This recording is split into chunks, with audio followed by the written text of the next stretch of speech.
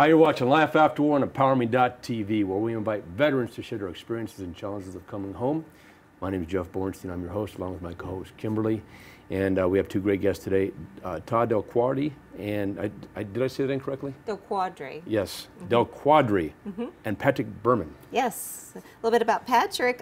He was a licensed nurse and EMT, and he served for 28 years. 28 years. But our first guest, he was a Navy Seabee for 7+ years, and he got out as an E5, and he said that his father was a true inspiration. That's pretty awesome. We're going to find out why. Yeah. Please welcome Todd Delquadri. Todd, welcome to the show, buddy. Thanks for having me. Sorry, we were talking before the show. People spell your name wrong. They do. I said it wrong. I apologize. Hey, it happens. Welcome to the show, man. Yeah, Thanks. welcome. So Todd, tell us what does your dad do to inspire you to join the service? Growing up, you know, in my grandparents' house, we always walked by the stairs, and there's 4 pictures, 8x10 pictures of my dad in his Marine Corps uniform. Oh wow. My dad was a Marine. He raised us well. Just the inspiration to go in and serve the country, you know. So I wanted to make a difference. When I was in high school, the 9/11 attacks happened, and it infuriated me. I went home and I talked to my dad about it, and he said, "Well, now's your chance. You know, go out there and make a difference." So, just a huge inspiration. Again, with construction, I'd been on a job site with my dad since I was probably 8 years old. Just running block for him, doing some framing and stuff like that. So he kind of set the pace for that too. So when I found out that there was an opportunity to do military and construction at the same time, I was like, holy cow, that's where I want to be. Right, so, right. And you guys do it all. Oh, we do. The Navy we do. Seabees, you guys build it, you bring it, and you take it down too, don't you? When you move on. And when it gets blown up, they rebuild it. Yeah. Like Legos. Yeah. That's great. The thing that hit me the most with what a Seabee was, because when I went to talk to my recruiter, I was like, I don't know what a Seabee is. I've never heard of that before. Like most people, you tell people, I was a Seabee for 8 years, and they're like, you were a what? A Navy SEAL. Were you on the radio or something? I'm thinking like Seabee, like what's your handle or something. He said basically what the Seabees do is they will fly into an area, and they will set a perimeter and build a camp. And I was like, I could play with guns too? Right. Shoot, man. That's so nice, man. Sign me up, right? So was your dad obviously your inspiration, and he was driving force, but did he push you at all to say go in the military, make a man out of you, or why did you go Navy and not Marine? Because he was a Marine. Yeah. What made you decide Navy? And because you could have done, it's called something different, but why didn't you do the same thing in the Marines? Yeah, my dad was a Marine. His family is primarily Marine Corps. My mother's cousin was in the Navy. He retired at 20 years from the Navy. Oh, nice. So I wanted to follow in my dad's footsteps. I signed up at 17. That's young. And it was difficult with what was going on in the world. Sure. My dad didn't push me. He had said, if this is what you want to do, you need to figure out what you want to do. Lead and by example. I will, yeah, I mean, his words were, I'm here to back you in what your decision is. Wow, nice. So He was very supportive, it sounds like. very. That's great. He and my mother both were. But the Marine Corps, when I had talked to him about that, he kind of backed off. I mean, maybe it was, I'm your dad, I don't want you going into harm's way. You know, I want you coming home, and especially with what was going on in the world at that time, it was probably a little difficult. Sure would have been proud of you no matter what. But Yeah. That's pretty cool. Yeah. Did you Very have cool. siblings too? I did. You did or you do? I do. Oh, I good. do. I mean, they're still alive. Good. I actually have an older stepsister and older stepbrother. I have my older brother and my younger sister. So Were they in the service also? they weren't. None of them. So you were the none only of them were. one I was the that only one that followed in did. the Hence, footsteps. step, not in the blood. Well, I have a blood brother and a blood sister. Oh, okay. So cool. I have an older brother and a younger sister, Okay. and then my stepbrother and sister are both older than all of us. Okay, So. okay. Fantastic. Okay, nice. Very cool. So you're serving, and you're in Iraq, correct? I wasn't. Oh, I'm sorry. actually. No, you didn't go to Iraq or Afghanistan, but you did go to Spain, Guam, and where else did you go? You traveled. Ethiopia Wow. and Okinawa. Building pyramids? What? So what the mission statement of the Seabees is, I mean, is what I was doing. So I got deployed to Guam, my first deployment, Nice. and we were building stuff for the local community there. Very cool. My second deployment was in Ethiopia. And that was where I kind of got my eyes opened as to what the Seabees do. We're out there to win hearts and minds. We're out there to show people that the United States is here to help. So in Ethiopia, we were building a school for the local community there. We ended up building a school, a library, and a bathroom for them that had running water that they don't usually have. Nice. And then we went to a place that was about eight hours outside of the capital of Ethiopia called Cherechjo, and it's just a place that, I mean, straw huts, what you think about Africa, that's what it was. And we built them a school that ran off solar power and stuff like that so that they had electricity and stuff like that in their community as well. So. Well, that's touching, man. That's awesome that you got to go so far and help so many people. That's great. So you get out, and that is amazing. I mean, you know, you see these third world countries, and I mean, you don't have to go. Look, we're in California. You don't have to go far for a third world country. You know, and I'm being serious. I mean, you go to Tijuana, and it's bad. Yeah. But we've seen some, you know, between you and a few of the other vets, we've seen some pretty crazy stuff. And all of a sudden, standing in a bank line, you know, for an extra 5 minutes, not such a bad gig. Or sitting on the 405, you know, road rage is not a bad deal because it opens up your eyes. Yeah. But you get back from a deployment and you get out, and you served for, was it 7 years? 7 years? 7 years, almost 8, yeah. So you get out, and though you didn't, there's a regiment there. Look, let's be honest, right? Military is called basic training for a reason. Yes, sir. Yes, ma'am. Right? And then you get out, and people people look at you like, what are you calling me a ma'am for? What do you, Yes. Did you get that? Very much Was it hard so. to make that transition? What was it like? It was. And is it still tough? It was and it wasn't. And it is and it isn't. I mean, it depends on who you're talking to. So, Well, if you're trying to get a bank loan, then yeah. You know, with my children, you know, we've raised them in a way. You know, if I ask you to do something, it's yes sir, yes ma'am, no sir, no ma'am. Right. I find with the older crowd, it's very easy to go yes sir, yes ma'am, and to talk to them that way because they see it as a sign of respect. But if I'm talking to someone that's maybe 8 or 10 years older than me, and I call them a ma'am, just, you know, I've never met you before, so I'm going to say yes, ma'am. You know, you're at the bank, you're a teller. Just I'm out of going to say yes, respect? ma'am, out of respect for you. Sure. And they're like, how old do I look to you? Isn't that crazy? Like, oh my goodness, I'm so sorry. Where I are you didn't mean to from? Where are you offend you. from? I'm actually from Washington State. Okay, so you get a little bit of that southernish hospitality. I mean, you know, yeah, I've been there before. But it's weird though. I mean, you almost get offended that they get offended. Yeah. You know, I'm like, Yeah. really? Okay, so you got another name you want me to call you? No. No, I mean, I don't know that your name's Marjorie. I'm Right, sorry. right. So you're doing the thing, and you didn't see any combat, but you don't have to get, you know, and we talk about this, some of the hot button topics here, you know, and I know you like to ask the question when you're deployed, was your family, What was it like for your family whenever you were over in Ethiopia? Did Was they it- go was it with tough you, on them? or did No. Actually, when I went to Ethiopia, I had just met my wife 4 days prior to that. oh, hello. So, Oh, wow. so we I bet. talked every day, and we have 4 children. We're actually expecting our 5th in September. Well, congratulations. Thank you. That's exciting. So we will have 4 girls and a boy. The hardest deployment for me was my Okinawa deployment because we had our oldest daughter, Autumn. We had her, and then a month later, I went on an 8-month deployment.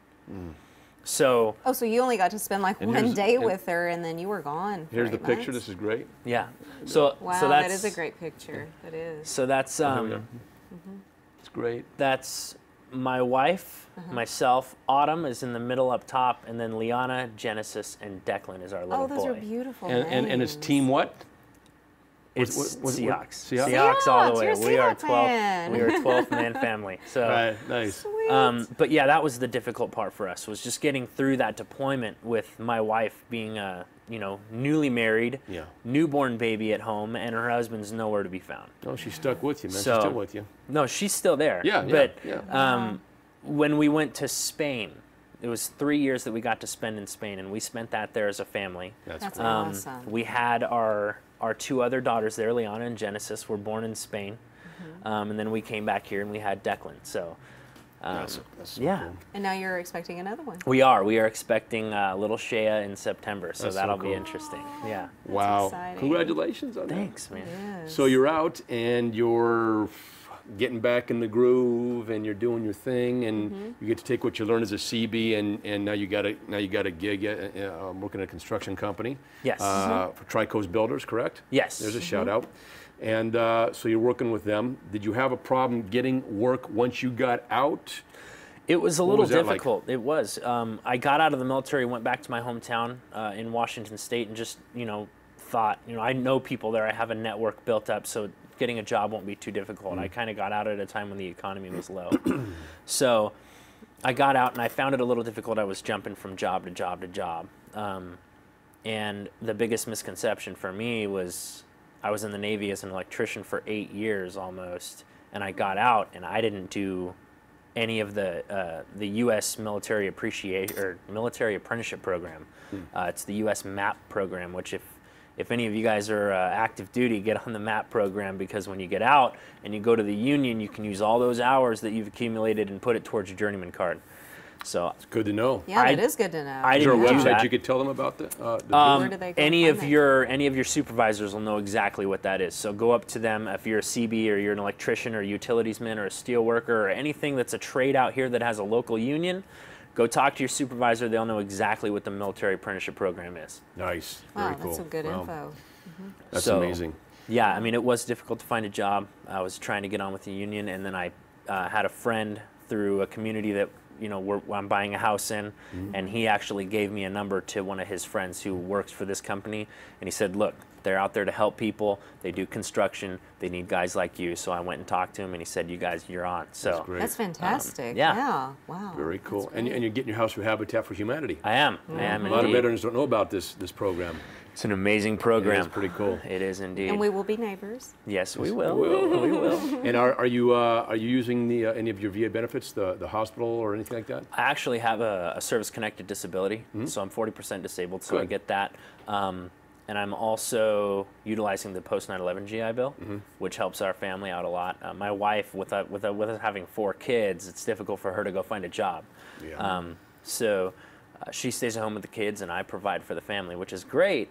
But it can be difficult too, because if you're not bringing in the level of income that you need to sustain your family, it's gonna be difficult. Yeah, but well, there's a lot of help out there for the veterans. There is, and a lot of them don't.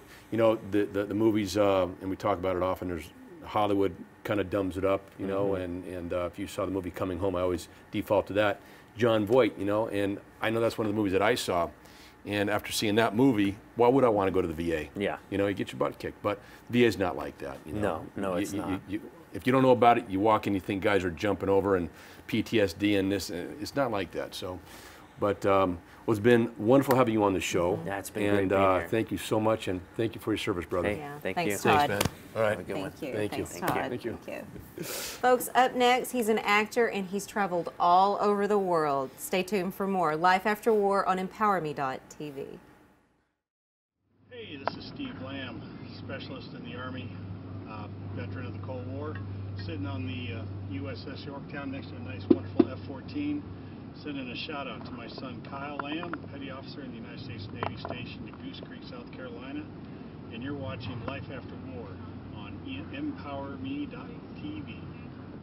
Hi, I'm Reginald Rembert, 2011 graduate of the United States Air Force Academy and captain in the U.S. Air Force. I want to give a special shout out to all the members of the Armed Forces all over the globe, and also want to give a shout out to the Air Force Falcons. Go Air Force, sink Navy, and beat Army.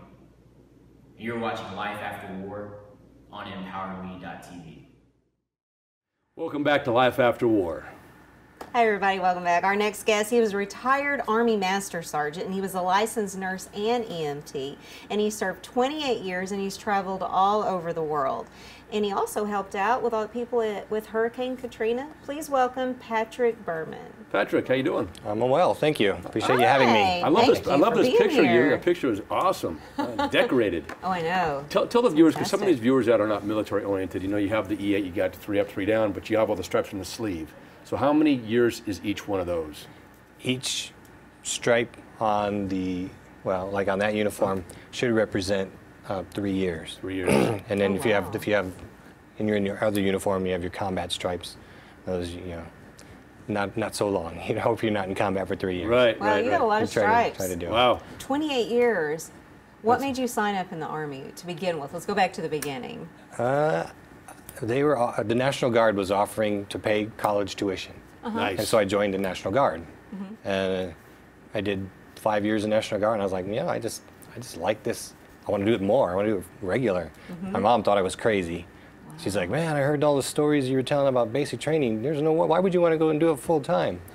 That's just me. Where'd you go to basic? Fort Jackson, South Carolina. In process through Jackson, and then from there I went to Fort Gordon.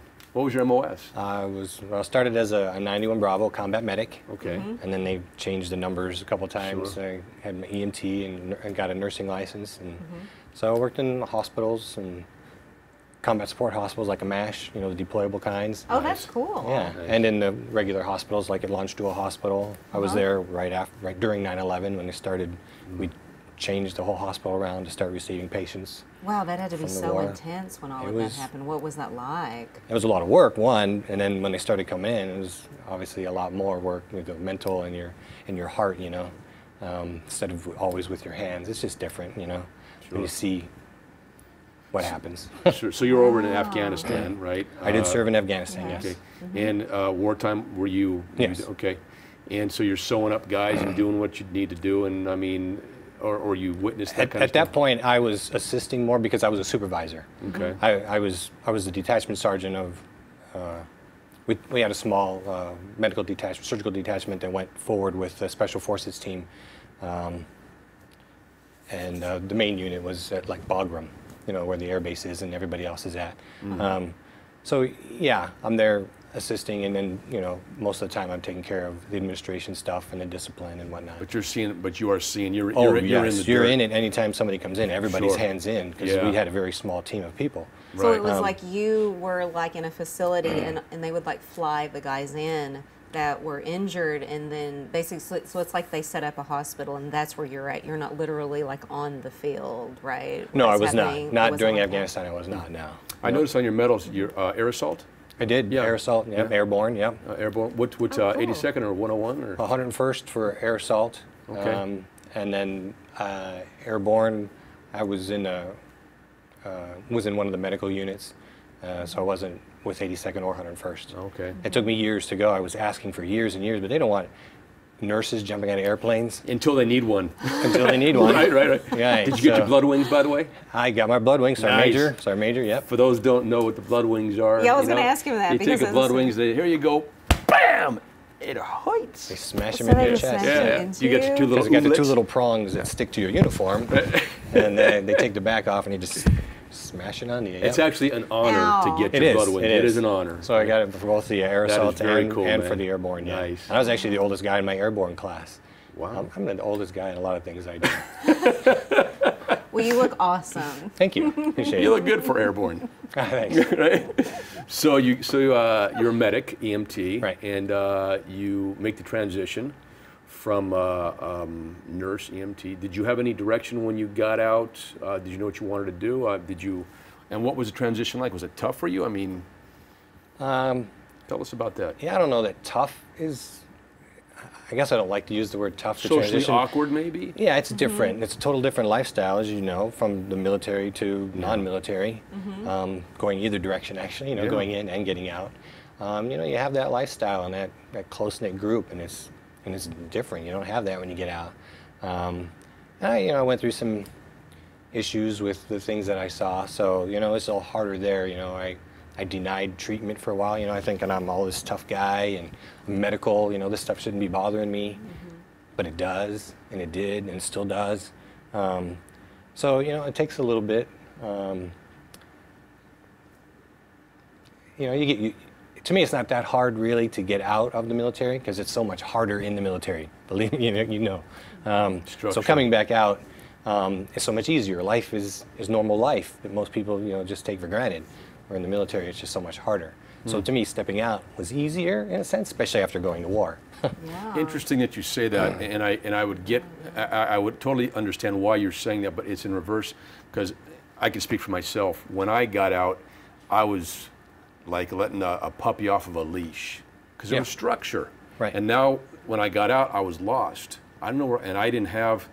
I mean, I got out in '86, so they didn't have what what some of the guys have right now. Sure. And plus, it wasn't even proactive back then. Right. And just like, okay, here you go, sign here. Next, you know. You were just kind of like a number. Right? I wish I would have been a number. That would have even been better. Yeah, you know. That's really sad, though. It is sad, and the thing I picked up mostly when I got out was the VA benefits, Yes. the health care. Good. Are you using that at all right now? I mean, I do. Yes. From the beginning I have. Do you experience anything with PTSD or know anyone who is, or? I do. That's You what do? I was saying. Sure. I have my mental issues. That's the PTSD. Yeah, from seeing your brothers in arms. Oh, And are you getting the help that you need right now from the VA? I did. I went through some therapy and some counseling and some group sessions and whatnot. I don't think it helped personally. It didn't. I think the only thing that's really helping me is what they don't tell you not to do is avoid it. So They actually, well, okay, so hold on. So they're telling you to basically don't think about it, just avoid it? No, they're saying not to avoid it. Oh, no, I'm sorry. Okay. That's what's working for me is to avoid it. So I'm sorry. Okay, my bad. All Okay. the counseling does tell you, don't try to avoid it. You face your fears or whatever. And Uncover, discover, discard is kind of what it's about, right? What's supposed to. What's supposed to be, right? So, are you up for? Have you been sorting out any more help on the PTSD at all? I have not in the past year. I've been retired now for a little over 6 years, and it was the year of 2006 that I was in Afghanistan, where I saw the worst things.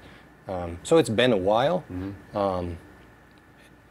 It took me a while to actually seek therapy. I was in denial at first. I was actually just spending all my time at home in the dark drinking, unfortunately, when I wasn't at work. Thinking I was tougher than that, but yeah, after I got out. What are you doing today for the PTSD? At this moment, I'm not. I'm avoiding. I don't watch the news because anytime I hear about something like that, just talking about it now make you. Does it bother you talking about it? Yeah. I don't know if you could tell. I was a little choked up a moment ago. Sure. I get it. Because you can't block the things you've seen. You can't remember things. So hopefully, we wish nothing but the best for you. And you already know there's help out there for our viewers. Yes. You go to va.gov is where you want to go. You look up PTSD and there's the 3 hot button topics which we talk about often is the PTSD, the TBI, and the suicide. Yes. And one doesn't necessarily lead to the other, but somehow they're all 3 linked together. And even if you're in the military, or even if you're not in the military, there's lots of people that suffer from it. You don't have to just go through that to have PTSD. Right. I think you nailed it. You don't have to go through it alone. So you talk about brothers in arms. You and I have never met before the show. Right. Yet we're still brothers in arms, and that's kind of what's really cool. So we're there for you. This show's always there for you. We're there for you, and you know where to reach out. And he actually, Thanks. you just found out that just maybe like the past year that he suffered from it, and he never even realized it. I knew something was off. Sure. But the first step in anything that's going on deep down in the core is acknowledging it. And you said you were in denial, and just by saying that, that's half of it, which I didn't know. Right. That is. I have no idea. But just knowing that there's help. I think just knowing that there's help, and it doesn't have to be what we think it is. Because my biggest issue, I don't know about you, is I think. My stinking thinking always gets me in trouble, But so you're home and you get out, and 28 wonderful years, and you So what are you doing now? So you go get a job, but not as a nurse, right? Right. I couldn't do that anymore. Okay. Actually. Well, the good news is if it's there in your back pocket if an emergency arises. But I still have the knowledge, the training, and you can't take that away from you, right? Well, you'll forget some of it if you don't keep it current. But I still have you gotta a lot keep of it knowledge. chopped. Yes. Yeah. So what are you doing now then? But I am now pursuing an acting career. Acting career. Yes. And he's got a wonderful. Where's that picture at? Show that picture. I love that picture. That is so cool. That is a great shot. That was a stage, what's that from? That was a stage play called Moon Children. Moon Children. That, a play. Okay. We write a stage play. How long ago was the play? That was, I want to say, 2 or 3 years ago. Okay. Was it taped? Can they see it somewhere? Or is it online? No, usually It was plays live. they don't allow you to do them recordings. Okay. Yeah. It's a fantastic picture, though. It is. I love it. Yeah, It's you don't it's often get to play a character. I don't and know you was that a well, but character. that is so Patrick. Thanks. I love it. I love Yeah, it. that's a character for sure. That You is don't get really that. good. That's great. Looks like Ed Asner got thin. Oh, that's a compliment. Thanks. So, He's successful. are you currently doing any plays right now, or you got any roles coming up? I actually, not any plays, no. Okay. But I'm always looking from one job to the next. Auditioning and still going out and like that? Doing student projects, doing local commercials, local car commercials like South Coast Toyota. Nice. Last year I did Lexus of Escondido in Carlsbad. Oh, you know, that's really cool. just small stuff right now. I'm just starting out. I'm just my second year, so I'm good still for getting you. out there, Yeah. meeting people like yourselves and learning the ropes. Yeah, so Good for you. it's a new career, something more fun. It's Acting is change is fun. good, and God bless you, man. That's awesome. Yes. Wow. You're doing the acting thing. Are you looking for any other kind of work that you can do other than acting, or is that really what you want to pursue? So your main focus. That's my preference. Yes, I did just recently get my California permit to be a substitute teacher. Oh. So hoping to do some of that when the school year starts up shortly. I think that would do be a little really bit of fun, substitute dealing teaching. with children and Okay. stuff. That would Yeah. be. Very And, cool. and I taught when I was in. I used to teach EMTs when I was in. And all the other classes you teach as a supervisor, as an NCO in the military, you're teaching your troops all the time. So I don't think it's going to be too tough for me to teach other kids. That would be fantastic. And then you Nice. get to give back to the children. Right. Well, if you could add anything that we didn't talk about, if you want to say anything, there's your camera over it right in front of you. And if you could tell our viewers, some of these vets who may be suffering from PTSD, who haven't had the courage, perhaps, the knowledge, maybe, or they're just scared and they don't want to go because for fear of fear of the unknown. What would you tell them if you could say anything to these guys and women? I'd say I've been there. And I know what it's like. I was denying it and didn't want to help. Thought I was better than that. Didn't need it. Should know better. All the different excuses. But you need to. You're not going to get past it on your own. There's so much out there. The VA, fellow, veterans, lots of people out there that'll help you. And you definitely don't want to take it to the step where you commit suicide. There's too many that happens. It's so unnecessary. There's so much in this world to live for and to see, and there's so much help out there. Please, if you are suffering at all, ask for help. Just ask. That's all you have to do is ask. Yeah. Thank you for those words. And Thank they you. say suicide That's is really a good, they say suicide is a permanent solution to a temporary problem. We've heard it before, but are we really listening? You're a warrior, man. Thank you so much for being on our show, and thank you for your service, Patrick. Thank you both. I appreciate the show. Thank you you, guys are buddy. doing great. Thank you for tuning in to Life After War, and we'll see you next time on emPOWERme.tv. Hey, we said that together. Woo. Thank you.